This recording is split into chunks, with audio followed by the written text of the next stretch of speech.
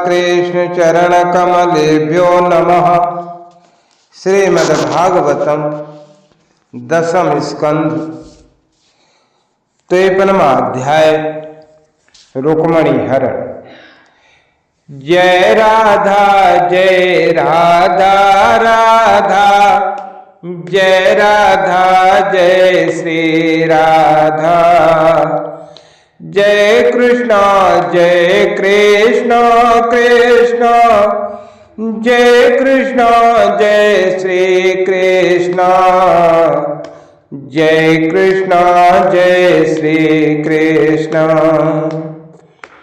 नारायणं नमस्कृत्य नरं चैव नरोत्तमं देवीं सरस्वतीं व्यासं ततो जयमुदीरयेत्।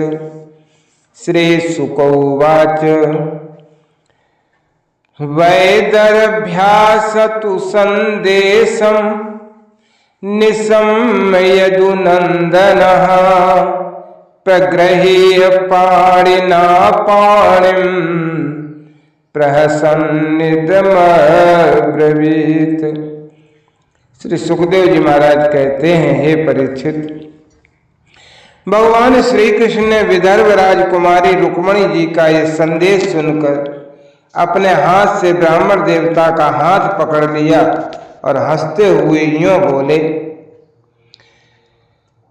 तथामपि तच्चित्तो निद्राम चनले लभे निशे वेदाहं रुक्मिणा द्वेषान् ममोदुबाहो निवारिता।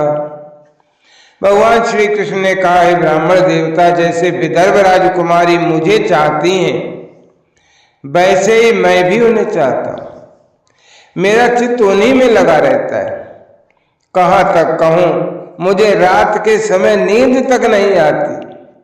मैं जानता हूं कि रुक्मी ने द्वेष बस मेरा विवाह रोक दिया है, परंतु ब्राह्मण देवता आप देखिएगा, जैसे लकड़ियों को मथकर एक दूसरे से रगड़कर मनुष्य उनमें से आग निकाल लेता है, वैसे युद्ध में उन नामधारी क्षत्रिय कुल कलंकों को तहस नहस करके अपने से प्रेम करने वाली परम सुंदरी राजकुमारी को मैं निकाल लाऊंगा।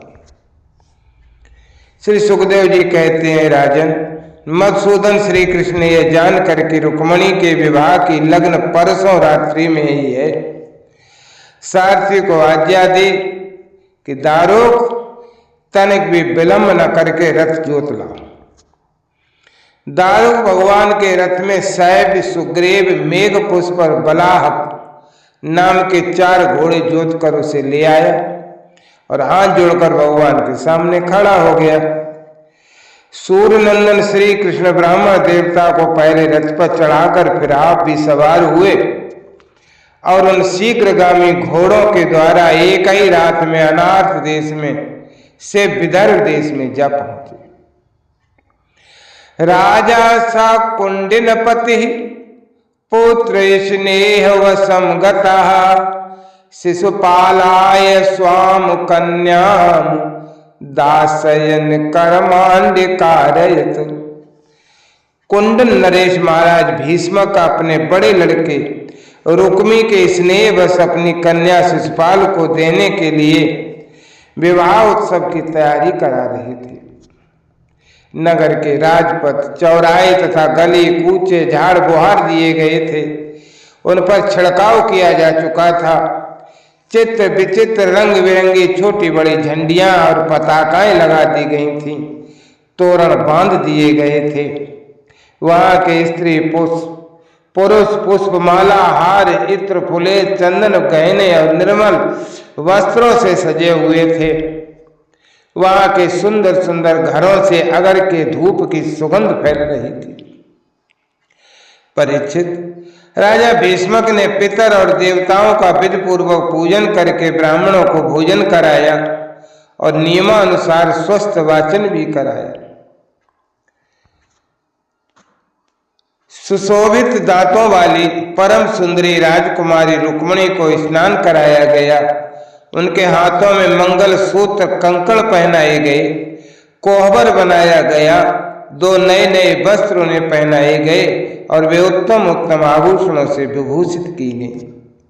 श्रेष्ठ ब्राह्मणों ने शाम, ऋक और यजुर्वेद के मंत्रों से उनकी रक्षा की और अथर्ववेद के विद्वान पुरोहित ने गृह शांति के लिए हवन किया।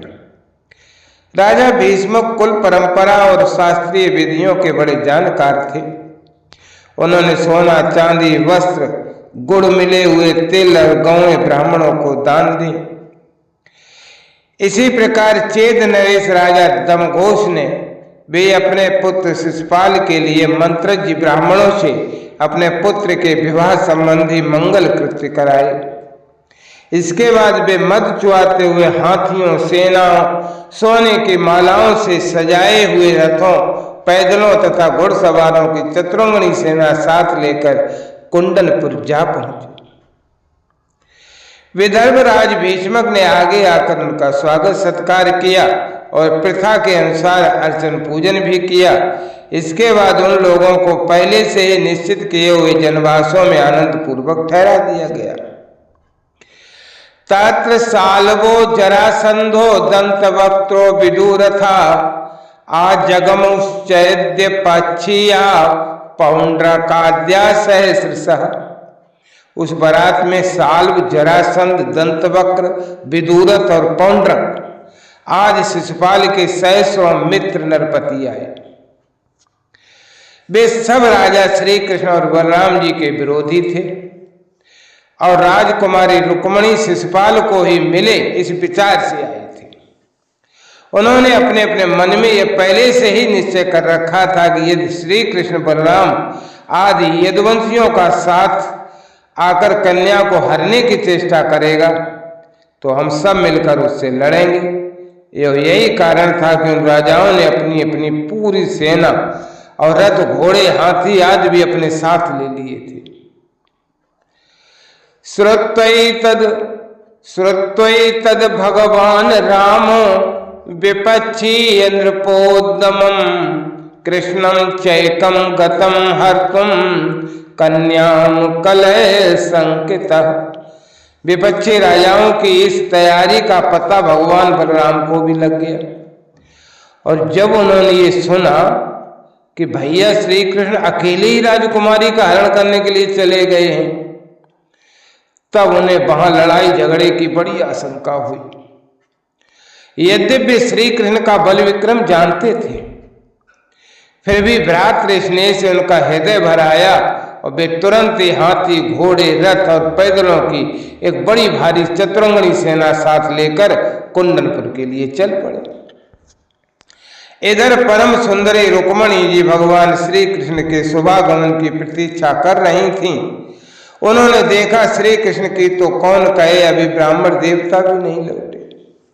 तो वे बड़ी चिंता में पड़ गईं और सोचने लगीं कि अब मुझ अभागिनी के विवाह में केवल 1 रात की देरी है, परंतु मेरे जीवन सर्वस्व कमल नयन भगवान अब भी नहीं पधारे। इसका क्या कारण हो सकता है? कुछ निश्चय नहीं मालूम पड़ता। यही नहीं, मेरे संदेश ले जाने वाले ब्राह्मण देवता तो अभी तक लौटे नहीं।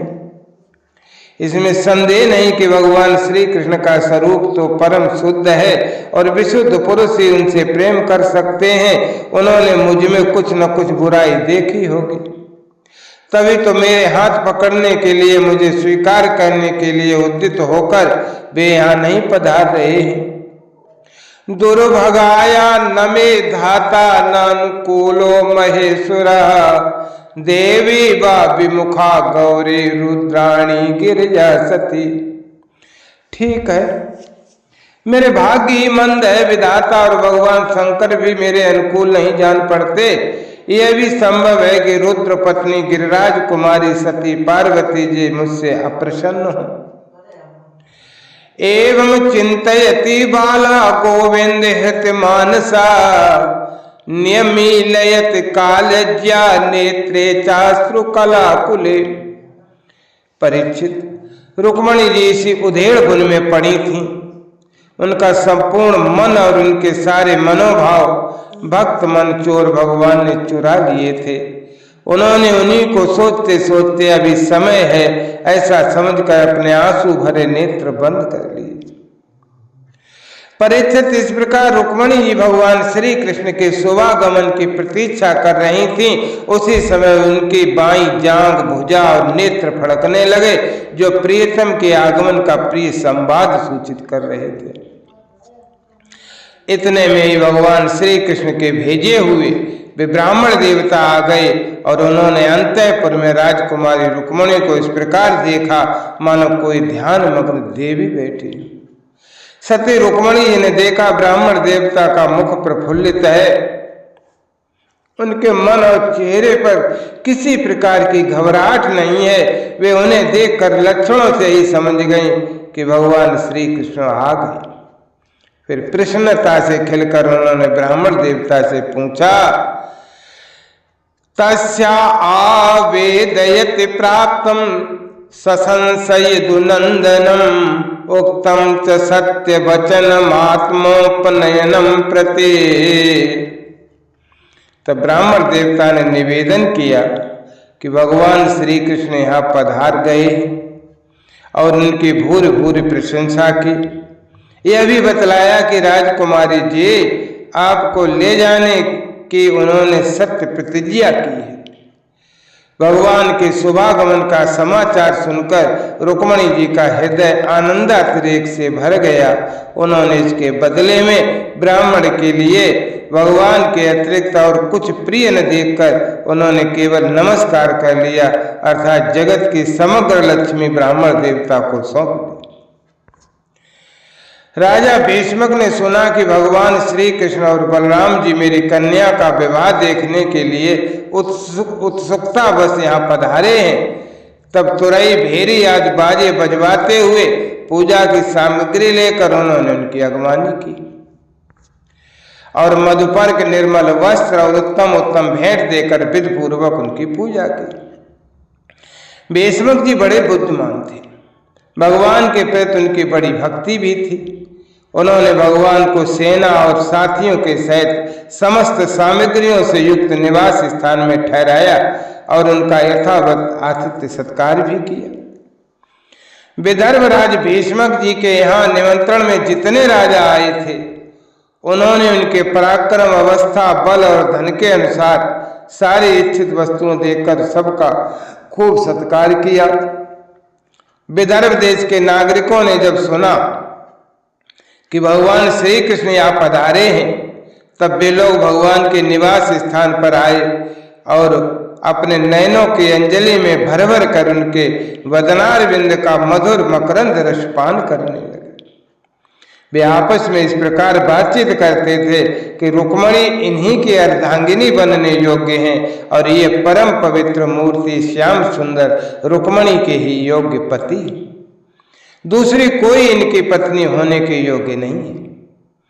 यदि हमने अपने पूर्व जन्म या इस जन्म में कुछ भी सत्कर्म किया हो तो त्रिलोक विधाता भगवान हम पर प्रसन्न हो और ऐसी कृपा करें कि श्याम सुंदर श्री कृष्ण ही विदर्भ राजकुमारी रुक्मिणी जी का पाणी ग्रहण करें।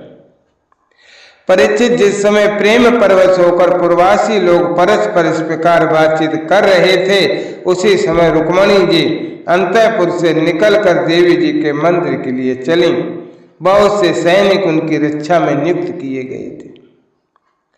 वे प्रेम मूर्ति श्री कृष्णचंद्र के चरण कमलों का चिंतन करते हुए भगवती भवानी के पाद पल्लवों का दर्शन करने के लिए पैदल ही चले। वे स्वयं मौन थीं और माताएं तथा सखी सहेलियां सब ओर से उन्हें घेरे हुए थीं।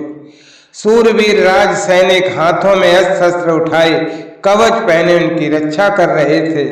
उस समय मृदंग, शंख, ढोल, तुरई और भेरी आदि बाजे बज रहे थे।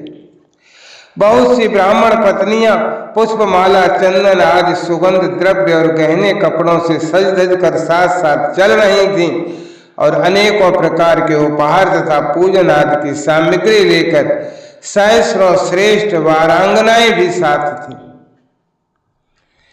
गायन्तस्य स्तुवन्तस्य गायका वाद्य वादका परिवार बधूम जगमुह सूत मागध बंदिना। गवैये गाते जाते थे, बाजे वाले बाजे बजाते चलते थे, सूत मागध और बंदीजन दुल्हन के चारों ओर जय जयकार करते बिरद बखानते जा रहे थे। देवी जी के मंदिर में पहुंचकर रुक्मणी जी ने अपने कमल के सदृश सुकोमल हाथ पैर धोए, आचमन किया। उसके बाद बाहर भीतर से पवित्र एवं शांत भाव से युक्त होकर अंबिका देवी जी के मंदिर में प्रवेश किया। बहुत सी विधि विधान जानने वाली बड़ी बूढ़ी ब्राह्मणियों ने उनके साथ थीं। उन्होंने भगवान शंकर की अर्धांगिनी भवानी को और भगवान शंकर जी को भी रुक्मणी जी ने प्रणाम करवाया। रुक्मणी जी ने भगवती से प्रार्थना की कि नमस्ते त्वाम्बिके भीक्षणम स्वस्थ संतान युताम शिवाम भूयाति पत्र में भगवान कृष्णस्तदनुमोदिताम। हे अंबिका माता, आपकी गोद में बैठे हुए आपके प्रिय पुत्र गणेश जी को तथा आपको मैं बार बार नमस्कार करती हूँ। आप ऐसा आशीर्वाद दीजिए कि मेरी अभिलाषा पूर्ण हो और भगवान श्री कृष्ण ही मेरे पति। इसके बाद रुक्मणी जी ने जल गंध अक्षत धूप वस्त्र पुष्पमाला हार आभूषण अनेकों प्रकार के नैवेद्य भेंट आरती आदि सामग्रियों से अंबिका देवी की खूब पूजा की। तदनंतर उक्त सामग्रियों से तथा नमक पुआ पान कंठसूत्र फल और ईख से स्वागत ब्राह्मणियों की भी पूजा की। तब ब्राह्मणियों ने उन्हें प्रसाद देकर आशीर्वाद दिए और दुल्हन ने ब्राह्मणियों और माता अंबिका को नमस्कार करके प्रसाद ग्रहण किया। पूजा अर्चा की विधि समाप्त हो जाने पर उन्होंने अपना मौन व्रत तोड़ दिया और रतन जटित अंगूठी से जगमगाते हुए कर कमल के द्वारा एक सहेली का हाथ पकड़कर वे गिरिराज मंदिर से बाहर निकली। गिरिजा मंदिर से बाहर निकली। परीक्षित, रुक्मणी जी भगवान की माया के समान ही बड़े बड़े धीर वीरों को भी मोहित कर लेने वाली थी। उनका कटिभाग बहुत ही सुंदर और पतला था। मुखमंडल पर कुंडलों की शोभा जगमगा रही थी। वे किशोर और तरुण अवस्था की संधि में स्थित थीं। नितंब पर जड़ायु कर्दनी शोभायमान हो रही थी। वक्षस्थल कुछ उभरे हुए थे और उनकी दृष्टि लटकती हुई अलकों के कारण कुछ चंचल हो रही थी। उनके ओंठों पर मनोहर मुस्कान थी। उनके दांतों की पात थी तो कुंदकली के समान परम उज्ज्वल, परंतु पके हुए कुंदरू के समान लाल लाल ओंठों की चमक से उस पर भी लालिमा आ गई थी। उनके पांवों के पायजेब चमक रहे थे और उनमें लगे हुए छोटे छोटे घुंघरू रुनझुन रुनझुन कर रहे थे। वे अपने सुकुमार चरण कमलों से पैदल ही राजहंस की गति से चल रहे थे। उनकी वह अपूर्व छवि देखकर वहां आए हुए बड़े बड़े यशस्वी वीर सब मोहित हो गए। कामदेव ने ही भगवान का कार्य सिद्ध करने के लिए अपने बाणों से उनका हृदय जर्जर कर दिया। रुक्मणी जी इस प्रकार इस उत्सव यात्रा के बहाने मंद मंद गति से चलकर भगवान श्री कृष्ण पर अपना रास रास सौंदर्य निछावर कर रही थी। उन्हें देखकर उनकी खुली मुस्कान और लजीले चितवन पर अपना चित्त लुटाकर वे बड़े बड़े नरपति एवं वीर इतने मोहित हो गए, इतने बेहोश हो गए कि उनके हाथों से अस्त्र शस्त्र छूटकर गिर पड़े और वे स्वयं भी रथ हाथी या घोड़ों से धरती पर आ गिरे। इस प्रकार रुक्मणी जी भगवान श्री कृष्ण के शुभागमन की प्रतीक्षा करती हुई अपने कमल की कली के समान सुकुमार चरणों को बहुत ही धीरे धीरे आगे बढ़ा रही थी। उन्होंने अपने बाएं हाथ की उंगलियों से मुख की ओर लटकती हुई अलकें हटाई और वहां आए हुए नरपतियों की ओर लजीली चितवन से देखा। उसी समय उन्हें श्याम सुंदर भगवान श्री कृष्ण के दर्शन हुए। राजकुमारी रुक्मणी जी रथ पर चढ़ना ही चाहती थीं कि भगवान श्री कृष्ण ने समस्त शत्रुओं के देखते देखते उनकी भीड़ में से रुक्मणी जी को उठा लिया और उन सैकड़ों राजाओं के सिर पर पांव रखकर उन्हें अपने रथ पर बिठा लिया, जिसकी ध्वजा पर गरुड़ का चिन्ह लगा हुआ था। इसके बाद जैसे सिंह सियारों के बीच से अपना भाग ले जाए, वैसे ही रुक्मणी जी को लेकर भगवान श्री कृष्ण और बलराम जी आदि यदुवंशियों के साथ वहां से चल पड़े। उस समय जरासंध के वशवर्ती अभिमानी राजाओं को अपना यह बड़ा भारी तिरस्कार मालूम हुआ और ऐस कीर्ति का नाश सहन न हुआ। वे सब के सब चिढ़कर कहने लगे, अहो हमें धिक्कार है, आज हम लोग धनुष धारण करके खड़े ही रहे और ये ग्वाले जैसे सिंह के भाग को हिरन ले जाए, उसी प्रकार हमारा सारा यश छीन ले गए। इत श्रीमद्भागवते महापुराणे पारमहंसायां सहितायां दशम स्कंदे उत्तरार्धे रुक्मणी हरणम नाम 53 अध्यायः। जय राधा जय राधा राधा जय राधा जय श्री राधा, जय कृष्णा कृष्णा जय कृष्णा जय श्री कृष्णा, जय कृष्णा जय श्री कृष्ण।